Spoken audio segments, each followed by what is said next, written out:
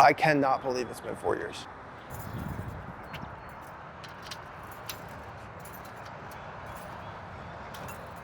This whole summer series program, this was all Chris's vision. And to be honest, like, I thought he was nuts when he's like, we're gonna do this summer-long program, we're gonna do it 3 days a week. So we are here in summer number 4, summer series 2024, and kind of originated from just how do we continue development throughout the so called off months. I think it's the biggest time of the year, especially for players that are trying to make that next level, whether that's going from AA to AAA to juniors to college. Whatever their goals are, we're trying to help them get there within such a short period of time. We have 8 to 10 weeks. That's how long our summer series goes for.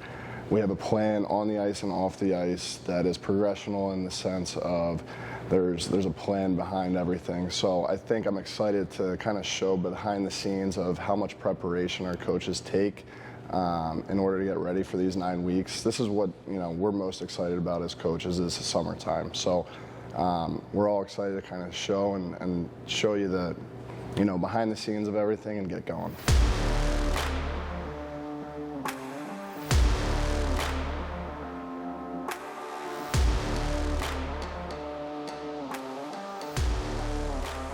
The summer series program, what it is and what we're doing here, trying to give a look into the process is following two players, 2 coaches, myself and Chris McCarthy, and then Sam Lipkin and Trey Jeffries.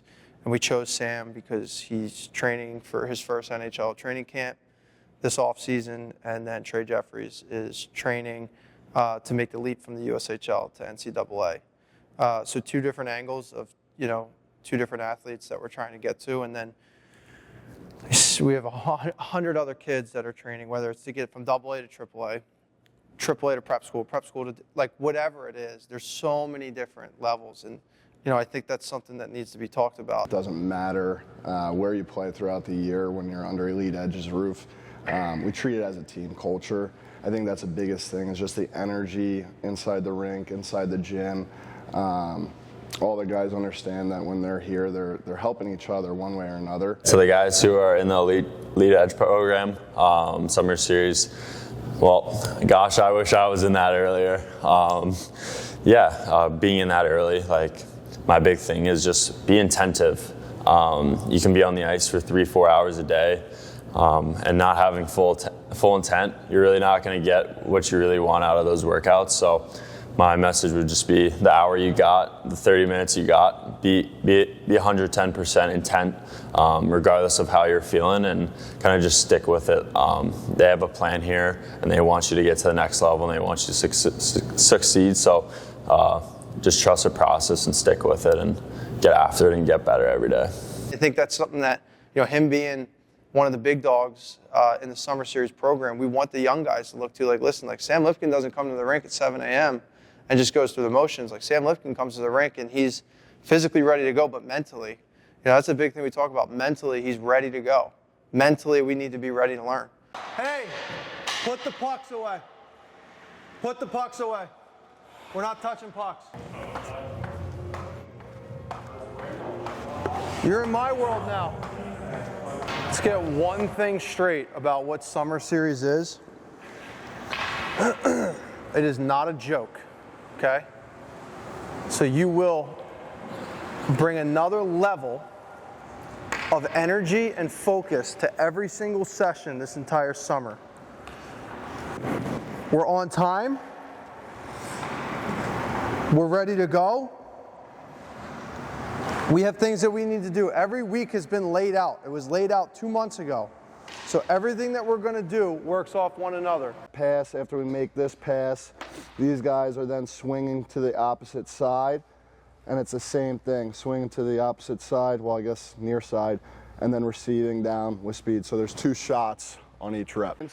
Puck's in the middle, same idea, but now instead of this puck coming across the ice, it's more like a low to high type play, maybe a stretch pass into bump with speed, right? So we're simulating that stretch, bump. Now you're attacking with speed, make that move, quick shot. Does that make sense? Real simple, nothing crazy. Again, I'm not worried, like we can continuously build speed, but focus on obviously receiving that pass cleanly, presenting our sticks, footwork, and then once we're feeling our feet underneath of us, then start to pick up that pace, all right?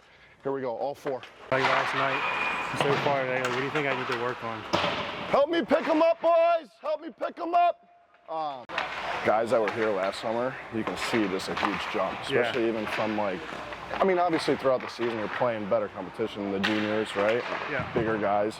And like from last year to this year, like size-wise, strength-wise, you don't look like a little boy out in 3-on-3, right? You're tougher to knock off pucks, was huge, right? So as we continue to go through this, especially when you're going up against a Mikey Cameron or Dylan Grant, like make sure you're kind of focusing on body position and like that. Like that's the biggest thing, especially 3-on-3 that I'm seeing. Like you're getting off shots, you're more of a factor, right? And so like when we come out to 5-on-5, right, keep translating, right? So how do you feel?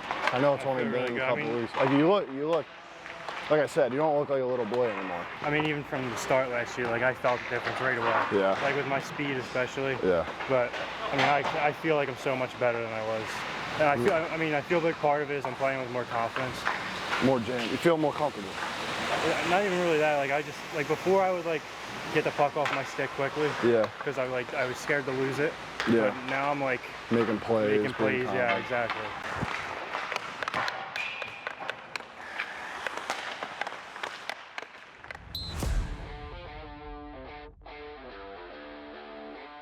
My name is Sam Lipkin. I'm from Lafayette Hill, Pennsylvania, and I play for the Tucson Roadrunners. I've been training here at Elite Edge for the past 3 summers. During COVID, kind of needed ice to play, and as things started opening up, we found Elite Edge with Larry and Chris, and we've kind of never looked back since. When I met Sam, it came from Jamie DiDomenico, great guy.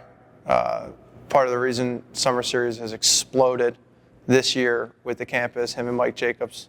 Jamie DiDomenico said, I got this guy for you to train. Brought him in, showed him the building, and then, I mean, we got to work. Just feel that pop. Right there. That's it. There you go, there you go. First time we heard Sam Lipkin's name was probably 2 years ago. He stepped foot, came in for a nice skating lesson with Coach Larry. And right then and there, you knew the kid wanted to get better.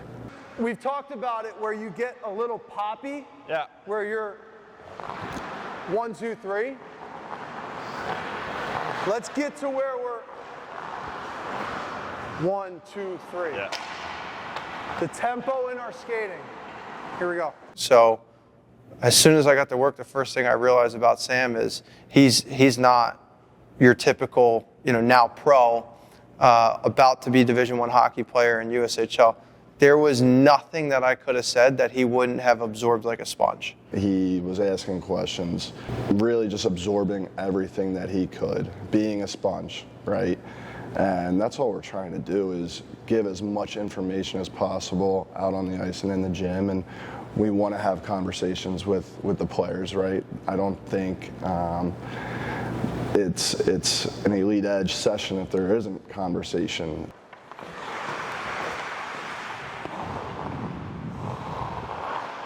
That's it. That was it right there. That's what we want. Hey, that's the max lead. We come out for a video session, we finally hit what we need. Wait, hold on.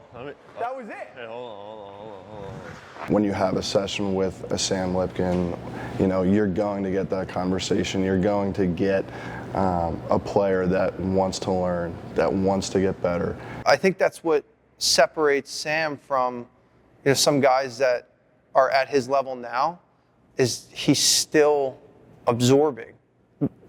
Like he's our 5- and 6-year-old learn to play program where they're just like, I know nothing, teach me. Yeah. It's just getting that timing. When to pop. Your left foot Yeah. kind of got out of that stance again, but then you got back into it. So from there, that right foot, great extension hold. Yeah. But just a little bit quicker on that outside, which is great because we were too quick, now we're too long, Yeah. and then we find the It's middle. happy medium. Yeah, it looks good. I mean, that's how Sam comes to the rink every practice is, teach me something I don't know. Fix something I didn't know needed to be fixed. And it's a great way to train. My plan and strategy this summer, it's very simple. Get to the next level. Just had a little 7 a.m. skate with Larry. Did some edge work today. On the way now, newly partnership, the campus. Go work out with Bob. Probably start at lift 8:15, 8:30. Yeah, that's a typical day for me. Usually done by like 10:45, 11. 20-minute drive from my house, so gives me pretty much all day just to relax, golf, be with the boys, be with the family. So yeah, no, it's super convenient and just a typical day in the life here. So about to go lift, about to be a bagger, but let's go get it.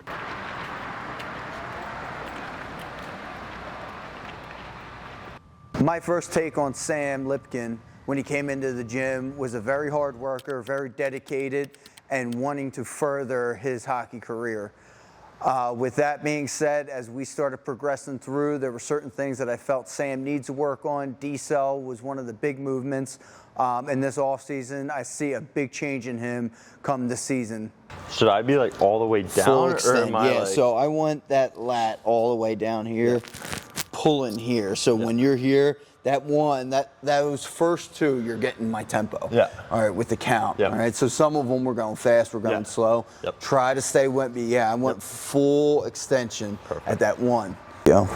Shoulder width, there you go, good. Yeah, shoulders up, there you go. Tense that core, you should feel it. There you go. Slow it down. Good, shoulders off the ground. But I'm sinking down. I want that positive shin angle as I go, because then it allows me to explode as I go. Yeah. I felt the difference. 2 different feels. Good. 5, 4, 3, 2, 1. Nice. Is that lean better? A lot better. 5, 4, 3, 2, 1. There you go. Good. There you go. The angle, the shin angle is a lot better. It's more intensified on the quad then. Yeah.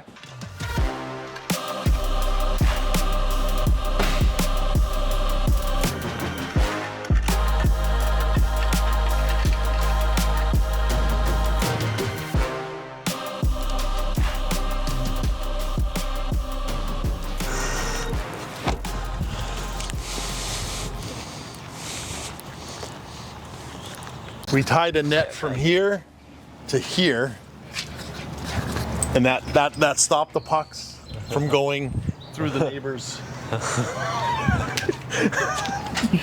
Yeah, so he would literally shoot off this pad.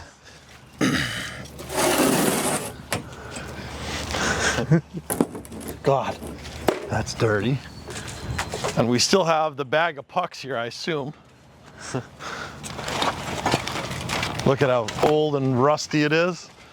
He hasn't been back here in a while, but. How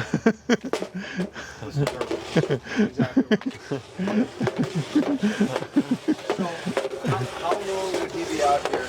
Oh, hours. But he would be more stick handling, rollerblading. Yeah, I would just set up I'd set up 4 different stick handling stations here, here, here, here. I'd go like 5 minutes circle just around.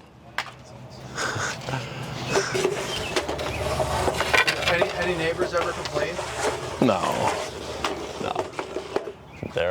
They're close family friends. Did you ever at their house?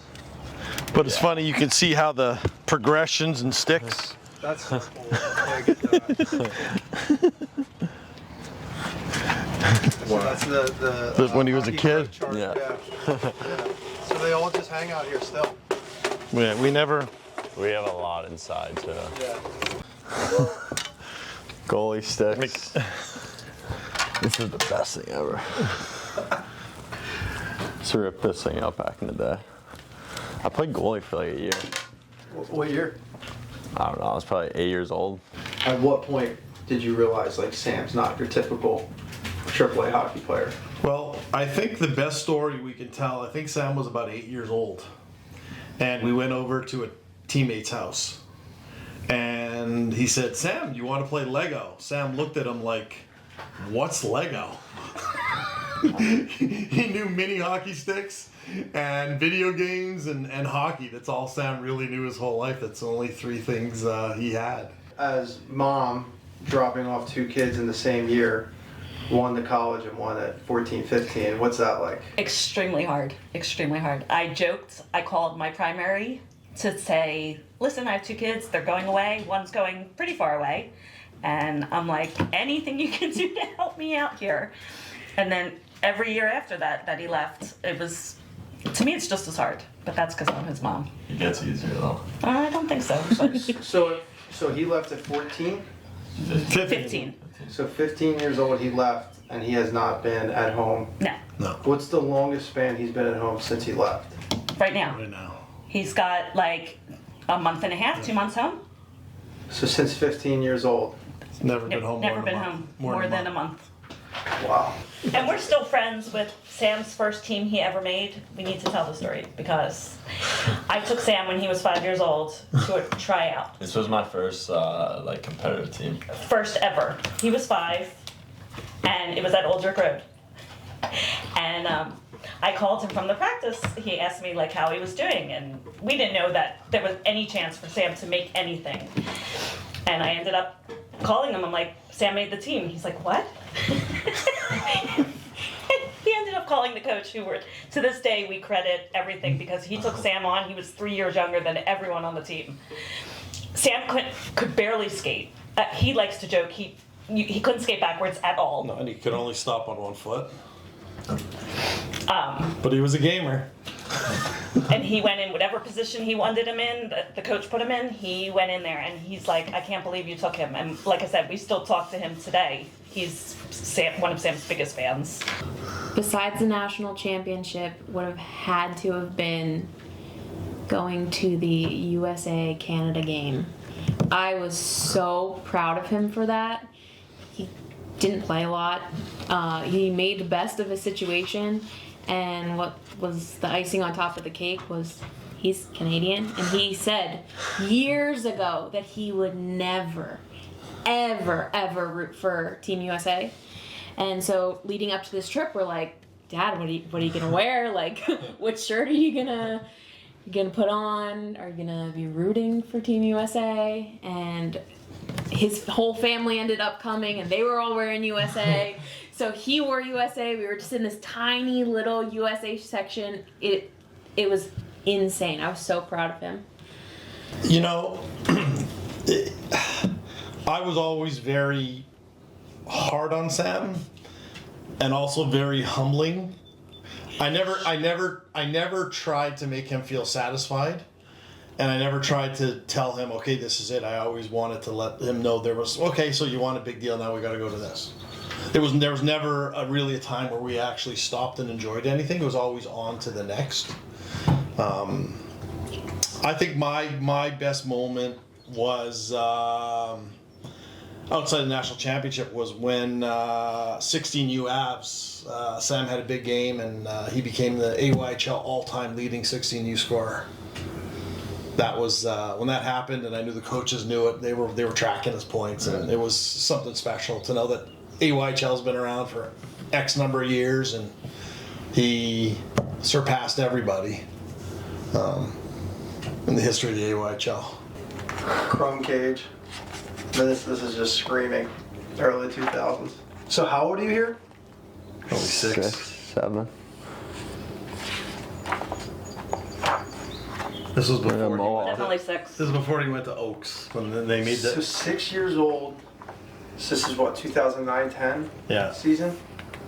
and then they made the mega team. This one in, top right.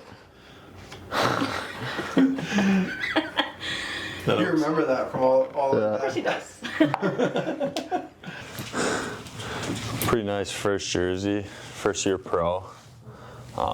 This will go up on the wall like the others. Got all the necessities, so this is where I kind of come home, just throw a bag in and set her up for the day. So. How old is he then? What, 6 months?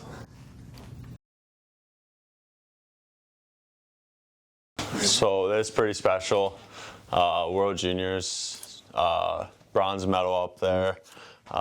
My grandma actually got this frame for me as a birthday present, so kind of something that sets the family room apart. A little walk-in for the family, so. Brick, which was Pennsylvania's first Yeah, I'll bring them brick. up. Yeah. And this was his roller hockey jersey, Marple Gladiators. representing the best hockey player in the world. Sidney Crosby. Sidney Crosby was not a Flyers fan. Michael Layton, we were upstairs watching the game. He was supposed to be in bed sleeping. But we watched the game when Michael Layton led in an overtime goal to Patrick Kane. It broke his heart. He never cheered for the Flyers from that day on. No, sir. He became a Sidney Crosby fan. Sid was a winner. That's awesome. Right here, Arizona Coyotes, first jersey. The name played on this. This was in the old Glendale Arena. This one's got some significance. Clark Cup, 2021, game worn jersey then. Backhand sauce, Quinnipiac National Championship. This is the twig. So yeah, these are two pretty significant sticks, and they've been up here for ever since the championship happened. So yeah, Bobcats, 10 seconds in. Relentless 3-2 champions. Actually, really, it's unreal. That's unreal. The 21. That was a year? Yeah. So everyone gets 21 as their number. Being able to watch Sam through the last few years, through his 2 years at Quinnipiac, and watching his American Hockey League games at the end of this last season's been, we haven't been there from the start, so it's not like that. We don't try to say that we've been there from the start, but we feel we've made an impact the last few years, and it's been so awesome just to follow this amazing kid. And it's something as simple as my two young boys get to look up and say that they know Sam. So, Sam's. We love Sam. We love training Sam. He's awesome.